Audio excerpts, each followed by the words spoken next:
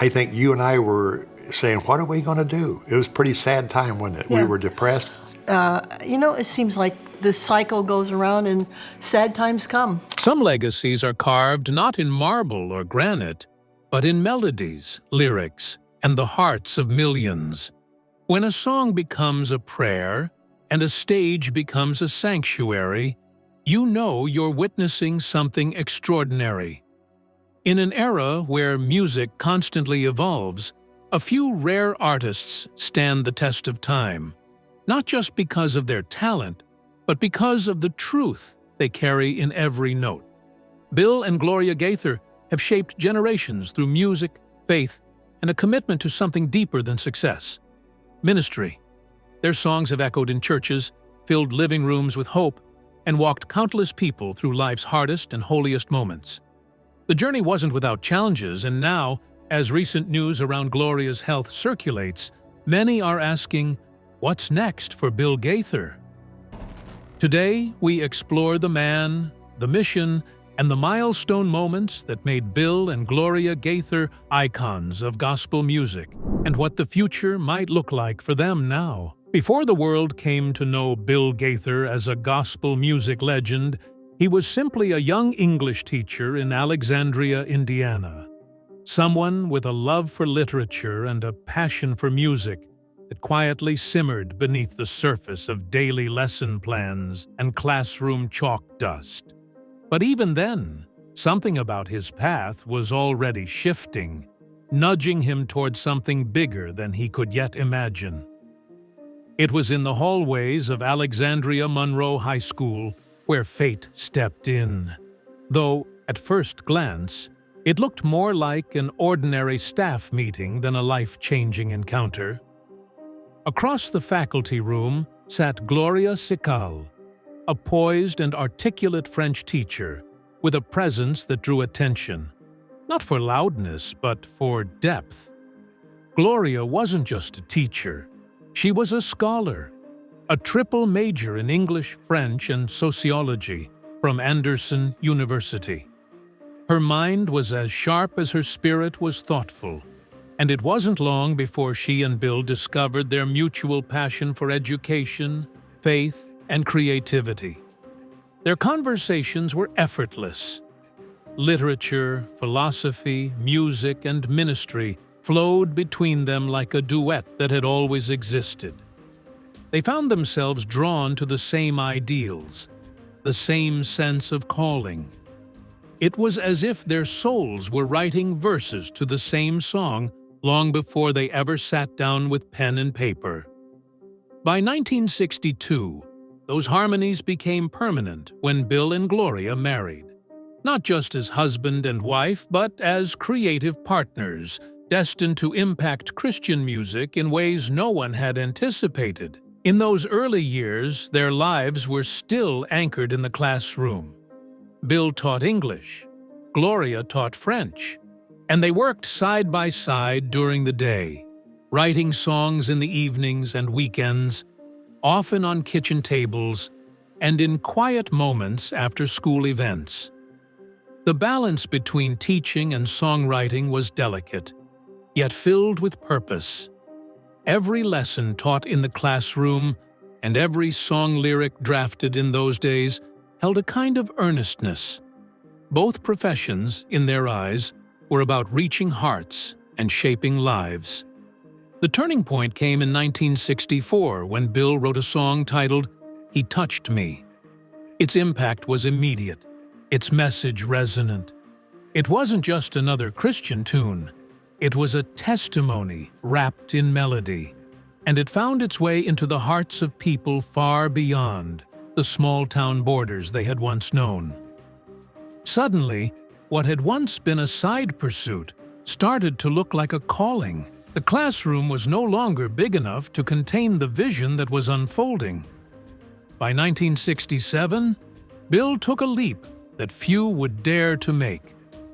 He left the security of teaching behind, trusting that this music, this ministry, was more than just a dream. Gloria followed soon after, and so chalkboards gave way to microphones, lesson plans were replaced with tour schedules, and the Gaithers stepped onto a new stage, literally. With Bill's brother Danny, the Bill Gaither Trio was formed, and what followed was a whirlwind of performances, albums, and an expanding audience that grew with each heartfelt lyric. They weren't just entertaining crowds, they were ministering. Each concert was a mixture of music and message, joy and conviction.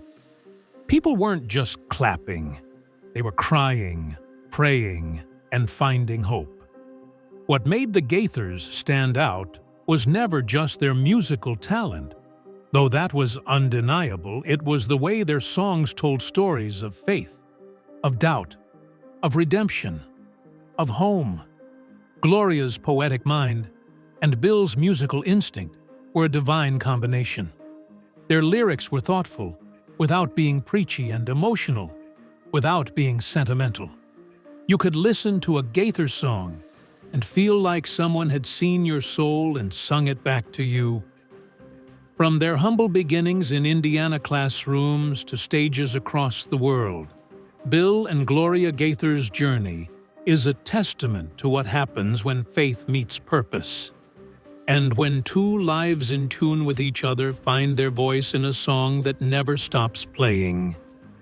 It's rare for a song to outlive the moment it was written for, to move from a melody to a movement, from a lyric to a legacy. But that's exactly what Bill and Gloria Gaither have done time and again. Their songs didn't just top Christian charts. They made their way into church pews, hospital rooms, and living rooms around the world. These weren't just songs. They became modern hymns, offering comfort, conviction, and hope to millions across generations. Take Because He Lives. It was written during a deeply uncertain time in their lives. Turmoil in the world, fear of the future, and the birth of their son Ben all collided in a whirlwind of anxiety and reflection. In the middle of that storm, they found a line that would anchor them, and so many others. Because He lives, I can face tomorrow. That wasn't just a lyric, that was a declaration. The song caught fire not because it was flashy, but because it was real, raw, reassuring, and rooted in deep faith. And it wasn't an isolated masterpiece. He Touched Me had already paved the way, one of Bill's earliest songs, and still one of the most personal. Written in 1963, it was born out of a simple phrase that a preacher used in a service. But when Bill put it to music, it became more than a memory. It became a testimony. The moment Elvis Presley recorded it, it reached a new level of influence, taking gospel music to places it hadn't been before. Then there's The King Is Coming, a song that feels almost cinematic in its power. With sweeping imagery and bold declarations, it painted a picture of Jesus' return that stirred excitement and reverence. For many, it was the first time theology felt like poetry. And in contrast, the simple yet deeply moving Jesus, there's something about that name reminded everyone that even the smallest phrase, when sung from the soul, can become eternal. What's fascinating is how Bill and Gloria created together. She was the wordsmith, the storyteller who understood nuance and human emotion. He was the composer, the one who heard melodies in everyday moments. They didn't just collaborate, they conversed through their art. Their songs weren't just co-written, they were co-lived. By 2012, they had penned over 700 songs together. That's not just prolific, it's almost pastoral. Their music wasn't aimed at radio hits, it was aimed at hearts. But the Gaithers were never just songwriters, they were performers, pioneers, and visionaries. The Bill Gaither Trio was the seed of it all, with Bill, his brother Danny, and Gloria traveling together, blending harmonies that felt both familiar and heavenly. Their voices were smooth, their message sincere, and their stage presence humble, yet powerful. But as music evolved, so did their ministry. Enter the Gaither Vocal Band. This wasn't just a new group, it was a new chapter. With a rotating cast of powerhouse vocalists, the band brought new energy and richness to gospel music. Their harmonies could give you chills, but it was the authenticity behind every note that made them unforgettable. They weren't performing at people, they were worshiping with them. Then came the Homecoming series, arguably one of the most impactful gospel music projects of all time. These weren't just concerts. They were gatherings of legends, young and old, sitting in circles, singing songs of the faith that had carried them through decades.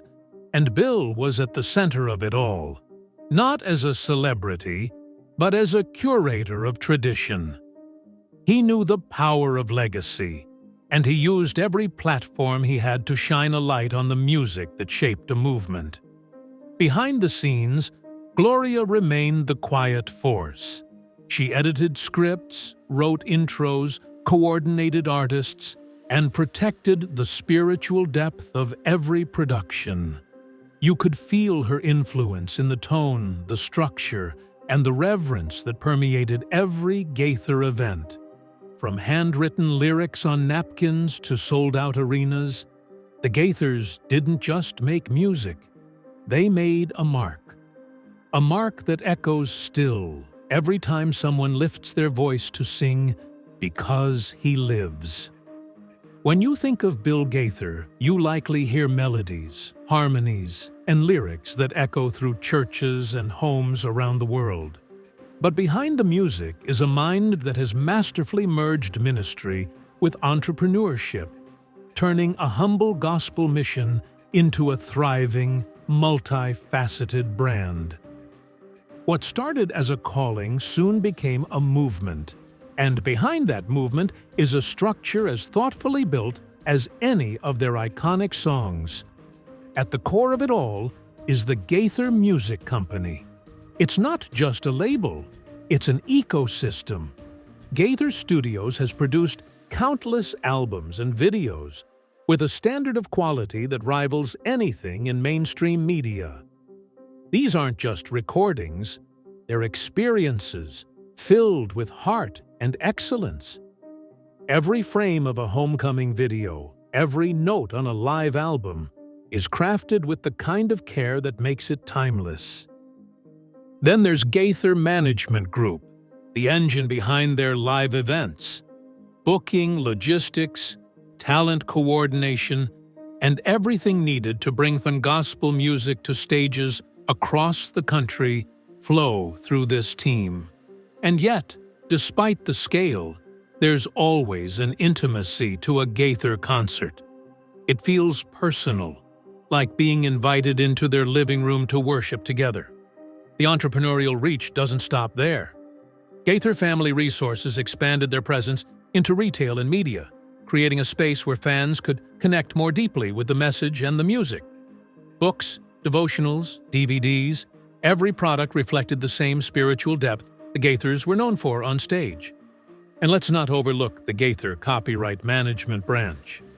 This was key in ensuring that their songs, so many of which have become part of the global Christian lexicon, remained under their care and control. It wasn't just about protecting intellectual property, it was about safeguarding the message. With hundreds of songs written and covered by artists around the world, this level of stewardship was essential to maintaining their spiritual and artistic integrity. In the 1990s, Bill took another bold step by co-founding Spring Hill Music Group. It was a way to stay independent and retain full creative and commercial control. With this, they could shape not just the music, but how it was distributed and received. In an era when many artists were at the mercy of corporate record labels, the Gaithers were setting their own course, guided by faith, not market trends. Their brand has always been more than a business. It's a ministry wrapped in professionalism. What makes it so remarkable is the consistency. Whether it's a live concert, a DVD series, a magazine issue, or a piece of merchandise, the heart behind it is the same: to encourage, uplift, and glorify God. But even with all the success, the Gaither journey has not been without sorrow. In 2001, Bill's brother, Danny Gaither, his original singing partner in the Bill Gaither Trio, passed away after a long battle with disease. Danny's voice had once been a defining sound of the trio, a warm and pure tenor that shaped early Gaither music. His loss was not just a professional one, but a deeply personal grief. Bill didn't just lose a bandmate, he lost a brother, a friend, and a co-minister in music. Then, in 2018, the Gaither family faced another heavy blow with the passing of Mary Ann Gaither, their sister and fellow original trio member. Mary Ann brought her own unique light to their performances, humble, joyful, and deeply rooted in faith. Losing both siblings who had stood beside him in the earliest days of ministry carved a deep ache in Bill's heart. And yet, through it all, the music didn't stop. It evolved. It deepened. It took on new shades of hope and healing.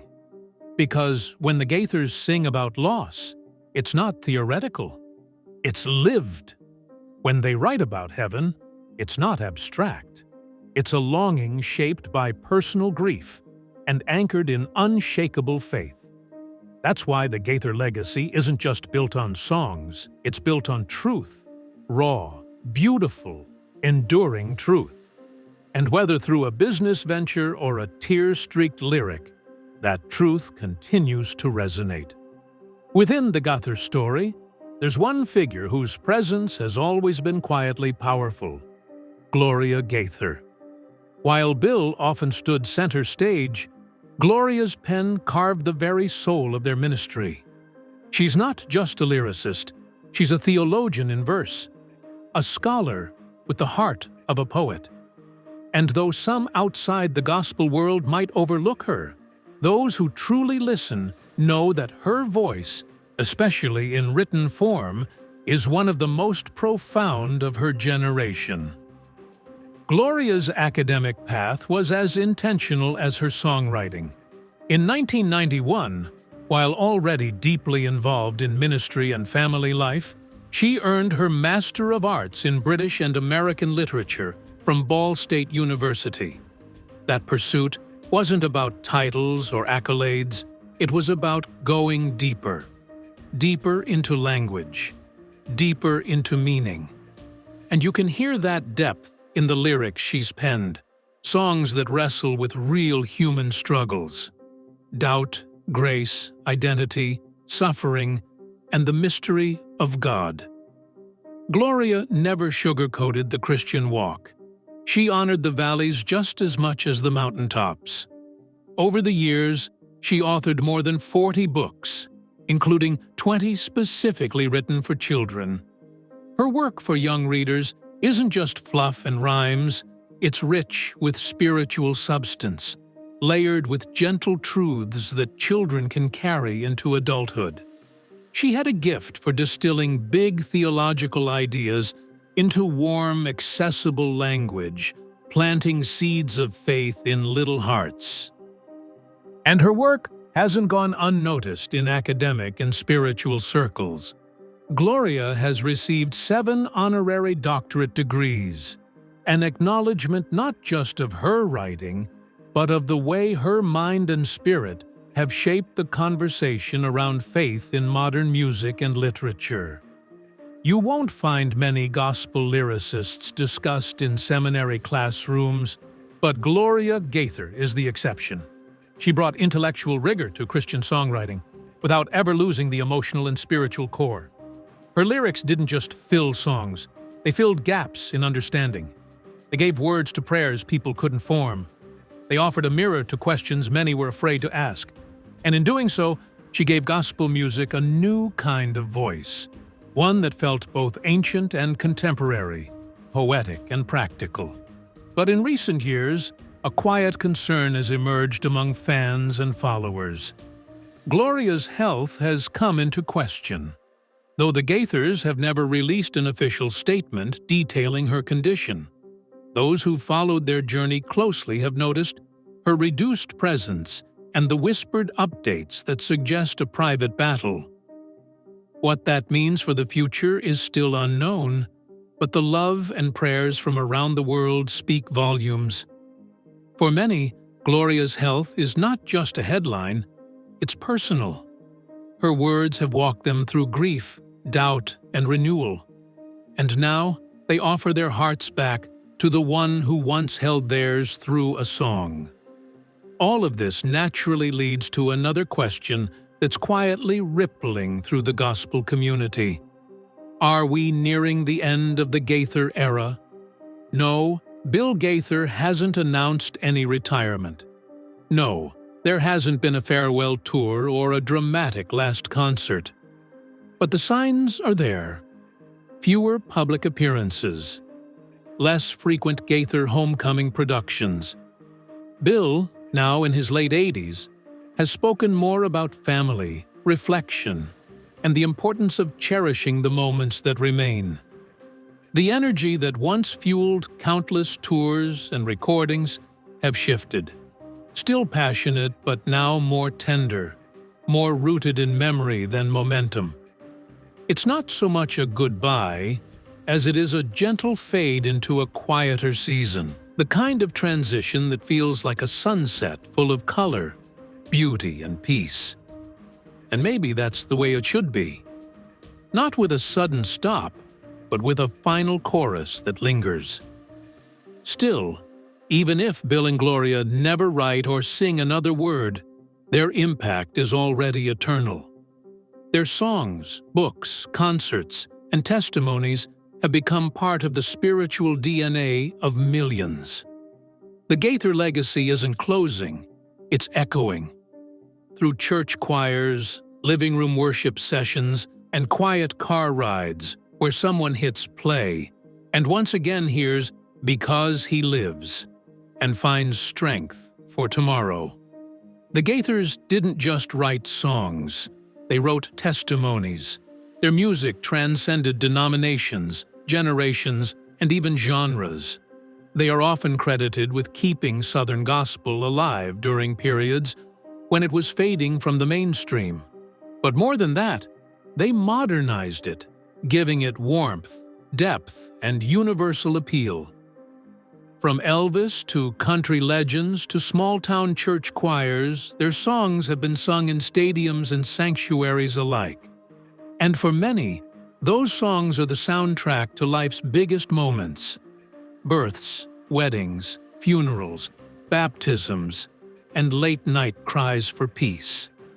In a world obsessed with fame, the Gaithers remind us of the power of faithful consistency. They didn't chase trends, they created timeless work. They didn't just talk about God, they invited people into a real, lived experience of grace.